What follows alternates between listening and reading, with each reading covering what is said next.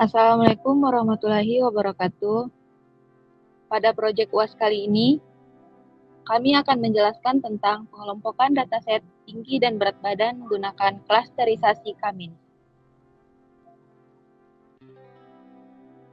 Baiklah, kami dari kelompok 9 yang dimana saya sendiri, Fadila Salsabila dengan NIM 1911501797, Yosia Swastika Marcelino dengan NIM 1911501235, dan Muhammad Ridho Tirtagini dengan NIM 1911502159. Baiklah, untuk penjelasan Excel-nya akan dijelaskan oleh teman saya. Kepada saudara Muhammad Ridho, dipersilakan. Oke, di sini saya akan menjelaskan tentang pengolahan dataset manual menggunakan Excel. Sebelumnya, sumber dataset kami mengambil dari Kaggle. Yang bisa dilihat di sini, yaitu dataset Hakes and Wake dataset. Nah, dataset ini adalah perhitungan tinggi atau Hakes dalam satuan inches dan berat atau Wakes dalam satuan pounds. Nah, di sini menghitung dari orang yang berumur 18 tahun. Saya akan balik lagi ke Excel-nya. Nah, untuk dataset yang realnya itu ada sebanyak 25.000 record. Bisa lihat di sini. Nah, di sini saya akan ingatkan kembali lagi bahwa pada dataset kali ini untuk satuan Hakes-nya itu memakai inches, dan untuk satuan Wake-nya memakai pounds. Nah, untuk data olahan Java-nya itu ada sebanyak 200 record, yang nanti akan dijelaskan oleh teman saya yaitu Marcel, tapi saya akan menjelaskan dulu tentang Cummins manual. Nah, dari dataset yang 200 ini, kami kerucutkan lagi menjadi 20 record yang akan dihitung pada data manual. Bisa dilihat di sini, saya akan zoom. Yaitu terdapat indeks 1 sampai 20. Yang dimana dari 1 sampai 20 terdapat Hakes dan Wake setiap recordnya. Dan untuk titik pose pertamanya yaitu indeks ke-4 dan ke-16. Mengapa? Karena itu mewakili dari 20 indeks. Nah, untuk perhitungan jarak pusat cluster, jarak data pertama ya teman-teman, yaitu rumusnya SQRT indeks Hakes dikurang dengan Hakes indeks pertama, dipangkatkan 2, terus ditambah dengan Wake indeks keempat dikurang dengan Wakes indeks pertama, diakarkan pangkat 2. Yaitu hasilnya ini bisa dilihat. Untuk C2, perhitungan C2 itu Hakes indeks ke-16 dikurang dengan Hakes indeks pertama akar 2 ditambahkan dengan Wakes indeks ke-16 dikurang Wakes indeks pertama akar 2, dan hasilnya bisa dilihat di sini. Nah, untuk perhitungan jarak data kedua, ketiga, keempat, kelima, keenam sampai ke-20 itu sama halnya dengan perhitungan yang tadi. Nah, kenapa pada tabel di sini yang bisa dilihat ada merah-merahnya? Itu adalah data yang terkecil yang kami ambil sehingga bisa dipakai untuk perhitungan iterasi selanjutnya. Nah, dari indeks ke-1 sampai ke-20, C1 hanya berjumlah 2, yaitu indeks ke-4 dan indeks ke-17. Kita lihat ya, teman-teman. Indeks ke-4 itu C1, betul. Indeks ke-17 yaitu C1 juga, betul. Nah, untuk untuk C2 maksud saya yaitu yang masuk indeks ke-1 sampai ke-3, indeks ke-5 sampai ke-16, dan indeks ke-18 sampai ke-20. Nah, bisa dilihat di sini 1 C2, 2, C2, 3, C3, dan seterusnya. Nah, untuk perhitungan titik pusat kedua, kami mengambil patokan dari sini, dari tabel titik pusat pertama. Hex indeks keempat ditambah dengan hex indeks ke-17, yaitu hasilnya, dan dibagi dengan jumlah 2, yaitu hasilnya ini, bisa dilihat. Nah, untuk wax C1 itu sama halnya dengan perhitungan tadi. Hex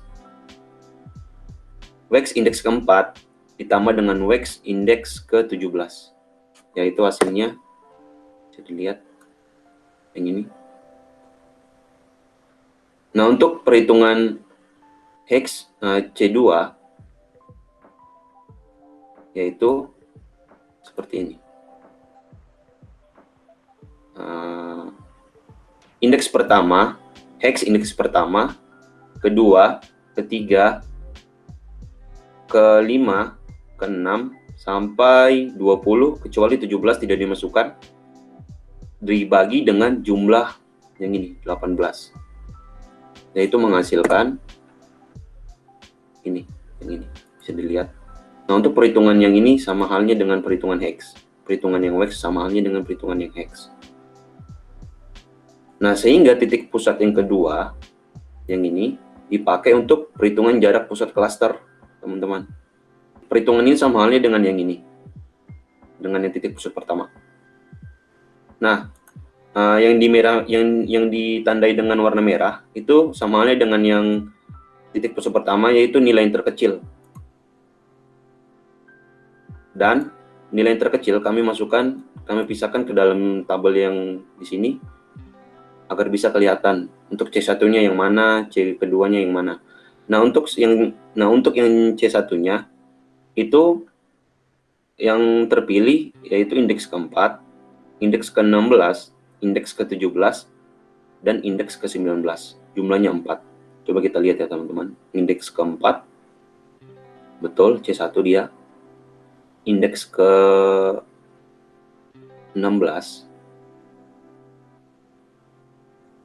betul. Indeks ke-17 betul. Indeks ke-19 betul. Nah, untuk C2-nya, yaitu indeks ke-1 sampai ke-3. Betul. Dan seterusnya. Nah, ini adalah titik pusat terakhir, yaitu titik pusat ketiga. Mengapa terakhir? Oke, nanti saya akan jelaskan. Nah, untuk mencari titik pusat ketiga, kami berpatokan dari tabel yang ini. Sama halnya dengan perhitungan yang tadi. Untuk jarak data untuk hex yang ini, yaitu kami menggunakan hex indeks keempat, ke-16, ke-17, ke-19 dibagi dengan jumlah yang menghasilkan ini. Nah, untuk wax titik pusat ketiga, kami mengambilnya dari sini juga, yaitu dengan wax indeks keempat, ke-16, ke-17, dan ke-19 dibagi dengan 4 yang menghasilkan ini. Nah, untuk hex C2 yaitu dengan perhitungannya hex indeks pertama, kedua, ketiga, ke-5, ke-6 sampai ke-20, terkecuali 16, 17, sama 19, teman-teman, dibagi dengan 16 yang menghasilkan ini. Nah, untuk wax C2, maksud saya C2, itu perhitungannya sama halnya dengan hex, yaitu wax indeks pertama, kedua, ketiga, sampai seterusnya, terkecuali 4, 16, 17, dan 19 yang menghasilkan ini. Nah, ini yang hex dan wax ini untuk titik C1. Nah, hex dan wax ini untuk titik C2. Dan hasil perhitungannya bisa dilihat sini, sama halnya dengan perhitungan-perhitungan sebelumnya. Bisa dilihat ini sampai ke 20. Nah, untuk yang kami tandai yang berwarna merah, itu sama halnya dengan perhitungan sebelumnya, yaitu angka yang terkecil.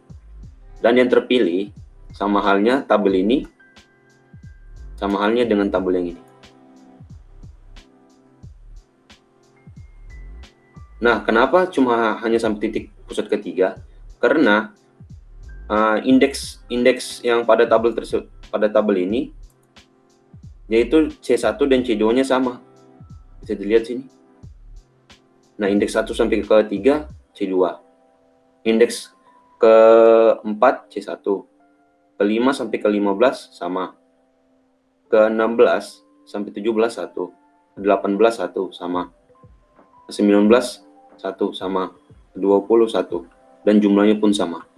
Nah, pada peraturannya, jikalau iterasi tabel sama, yaitu perhitungan hanya sampai di situ. Kecuali beda, harus dilanjutkan seperti ini. Ini kan beda. Nah, makanya hitung lanjut. Nah, tapi kalau yang ini sama. Oke. Mungkin itu saja yang bisa saya jelaskan untuk Kamins manualnya. Untuk perhitungan data olahan Java sebanyak 200 record akan dijelaskan oleh teman saya, yaitu Marcel. Kepada Marcel, silakan.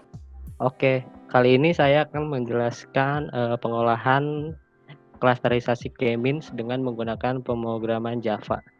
Dan di sini sudah ada total 200 record ya.